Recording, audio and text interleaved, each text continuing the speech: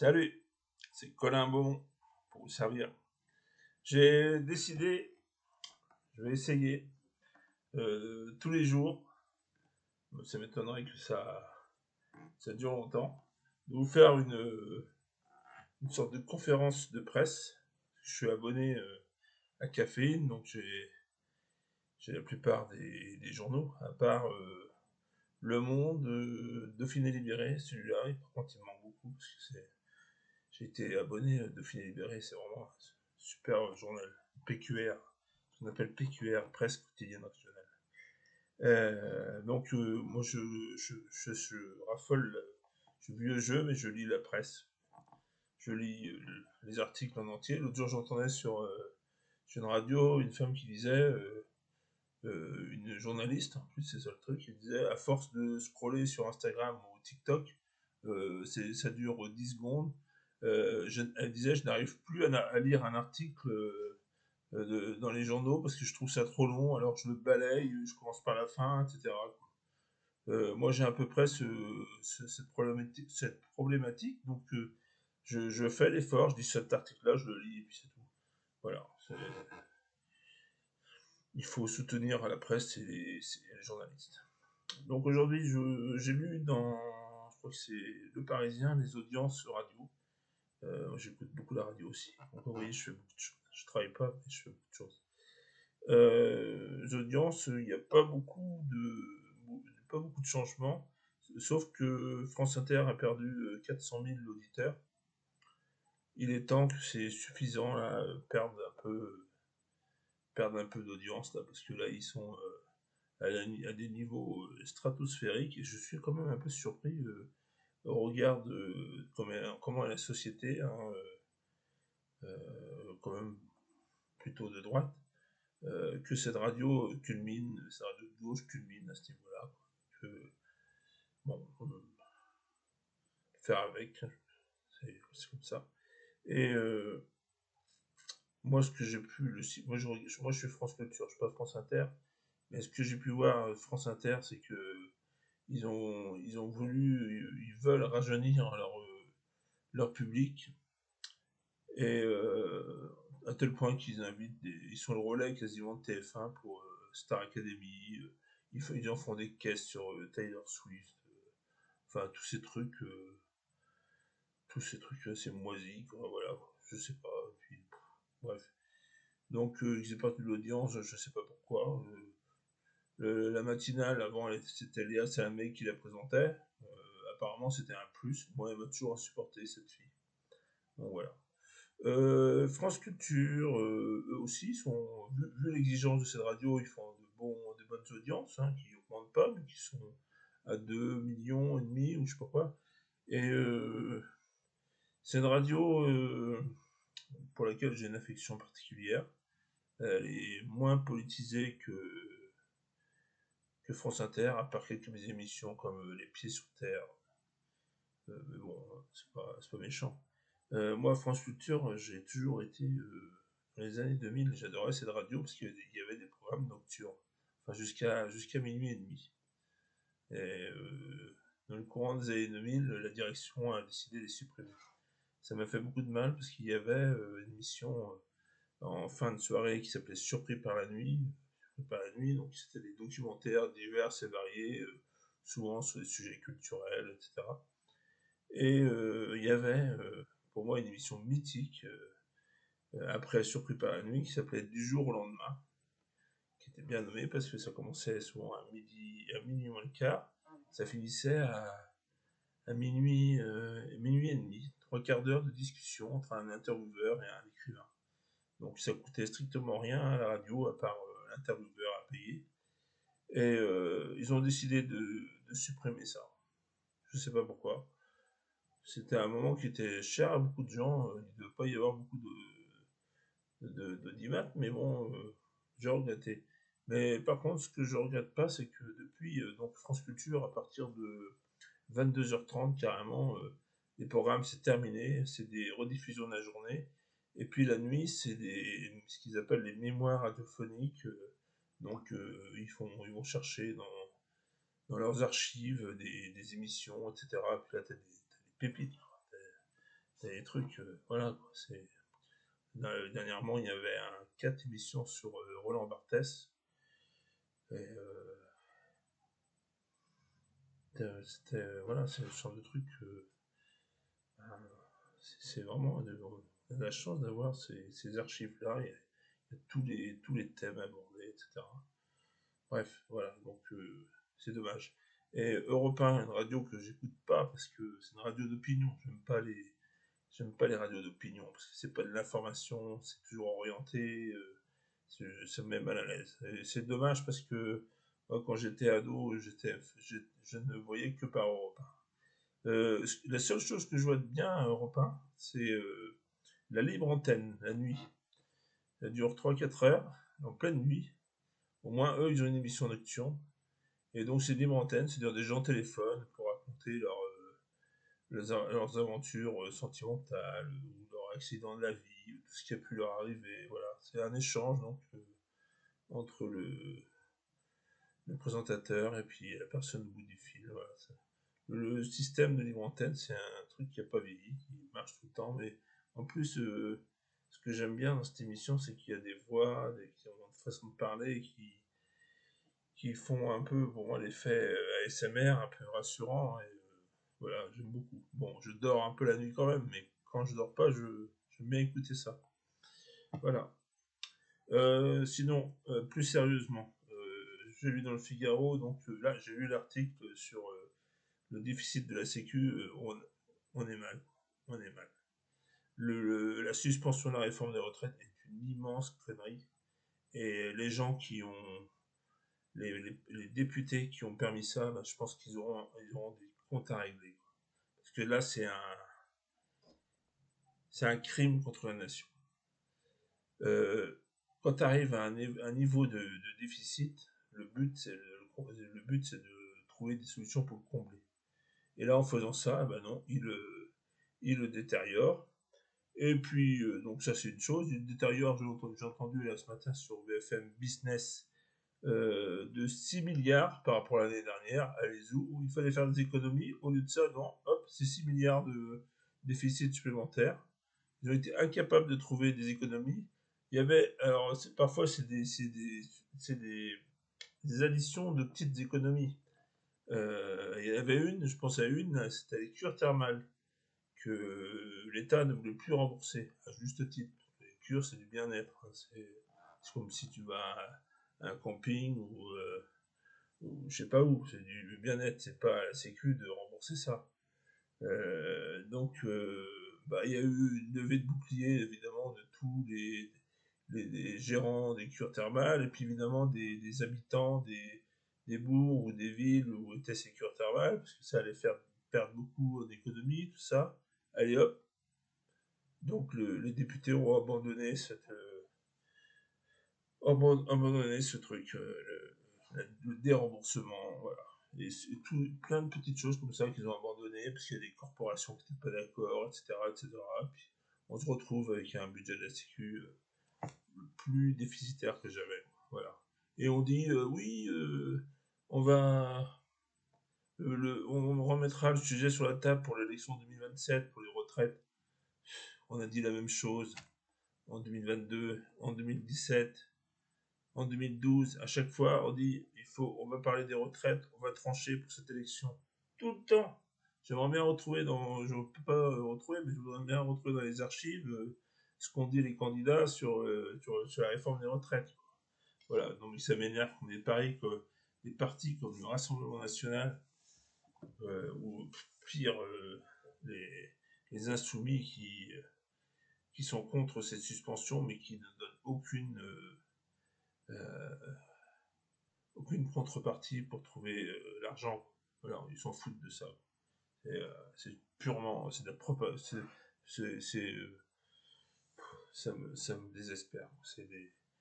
C'est des partis, les Français sont prêts à voter pour le Rassemblement National, qui croient, alors, et qui le Rassemblement National dit pour le, pour le budget, oui, au niveau de l'immigration, on peut faire tant d'économies. Non, il n'y a pas tant. C'est n'importe quoi. au niveau de la suppression des agences aussi, déjà, il faudrait savoir si vraiment elles sont inutiles. Et puis en plus, c'est que la suppression des agences d'État, c'est qu'une économie de 500 milliards de 500 milliards d'euros. Donc voilà, tout en effet. Enfin, la seule réforme des 10 ans de Macron, la seule bonne réforme qui était insuffisante, c'est la réforme des retraites. Et elle a été suspendue sur l'autel du maintien de Le Cornu à Matignon. L'histoire retiendra ça et c'est pitoyable. Voilà. Voilà pour ça. Ouais, je disais, ça c'est pas le Figaro, je dis pour que l'Assemblée fonctionnelle, pour l'Assemblée nationale fonctionne, il faut une majorité absolue. Comme on a eu le meilleur, c'était en 1981.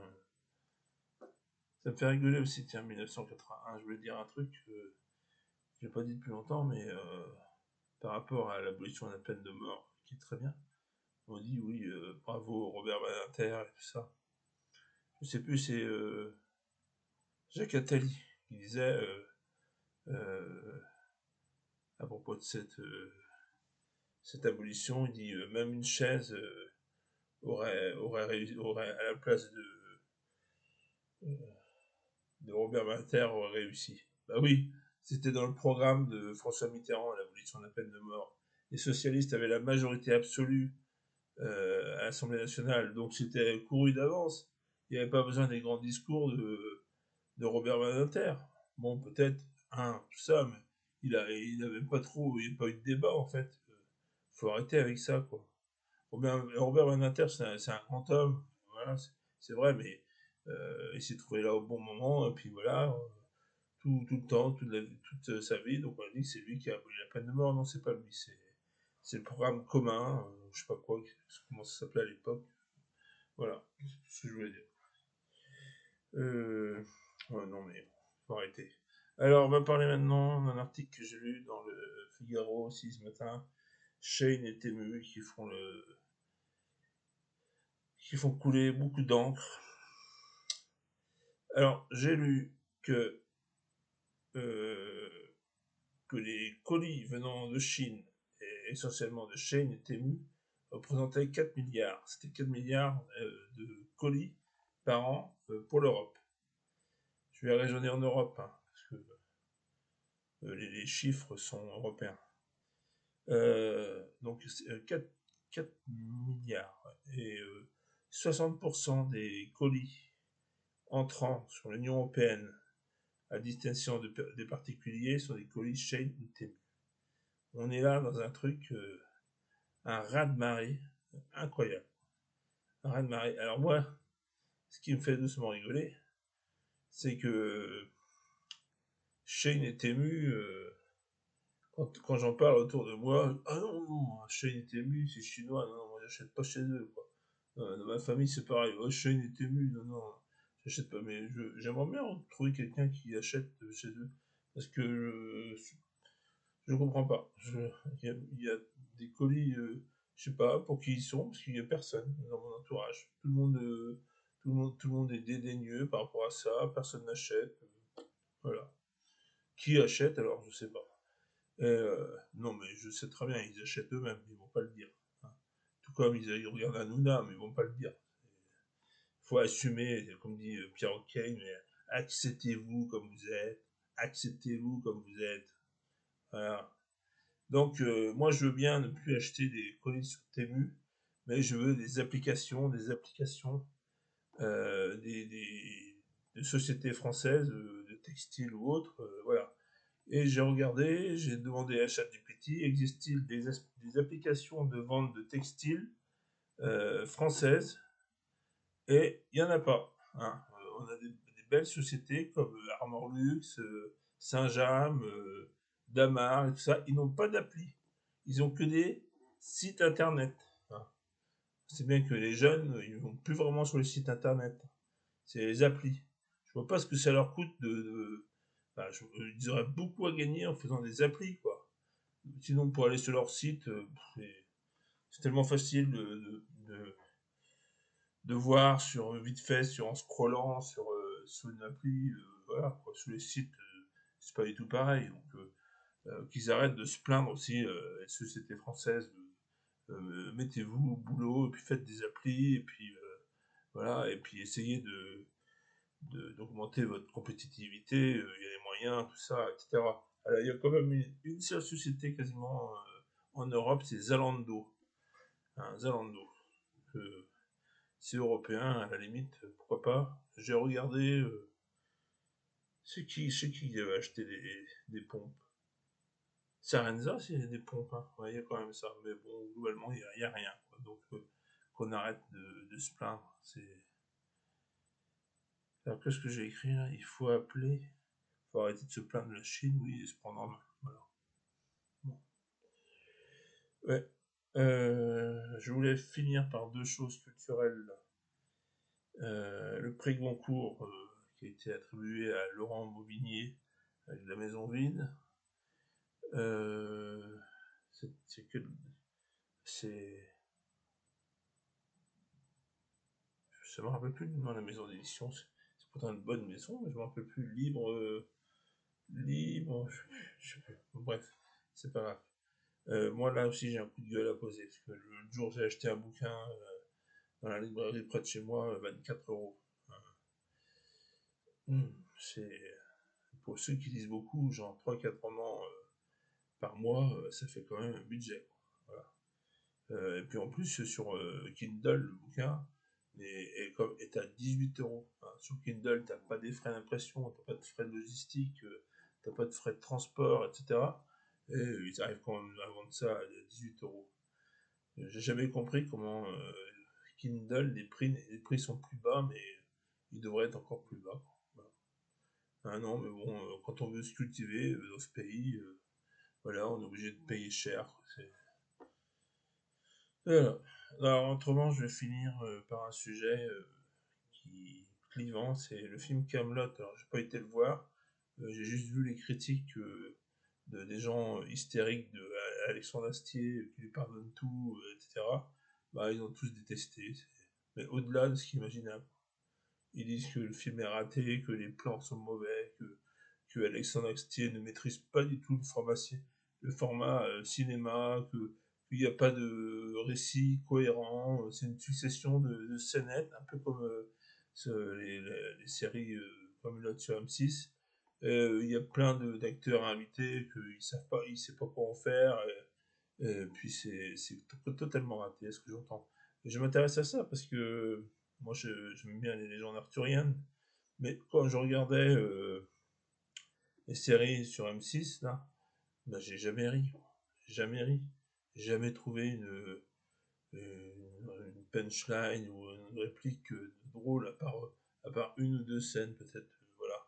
Alors que je pense que ils sont un peu méprisants, les gens de Camelot, parce que, par exemple, ils disent ah bah ouais, mais dans le film Camelot 2, c'est quand même triste que le meilleur acteur, c'est Christian Clavier. Pourquoi c'est triste? Christian Clavier, c'est un grand acteur. Et je fais la transition. Christian Clavier, il a joué dans, dans Les Visiteurs, qui est un grand film, une grande comédie. Et là, Les Visiteurs, ils ont utilisé du français ancien, mais il y a plein d'expressions qui sont rentrées dans la culture populaire, quoi. Pas avec votre poncho, messire, des sarrasins, dans une boîte en fer avec point de bœuf pour tirer. Enfin, il y a plein de trucs, j'en oublie. Mamie, 1000 ans nous séparent. Enfin, bon, des trucs, j'en oublie. L'autre jour, j'ai cherché, le jour, je l'avais noté, mais il y en a, la bonne souplette. Voilà, il y a eu un vrai travail des Jean-Marie Poirier avec d'autres ils avaient un dictionnaire du Moyen Âge et ils ont trouvé, ils ont pioché là-dedans. Mais alors ça, dans Camelot, il n'y a pas du tout. Admettons que ça se passe au Moyen Âge, etc. En fait, il parle, c'est peut-être ça qu'a voulu Alexandre Astier, il parle comme on parlerait aujourd'hui. Et le problème, c'est que parler aujourd'hui, ça veut pas dire le roi, tu fais chier, oh merde, c'est que des trucs comme ça, là.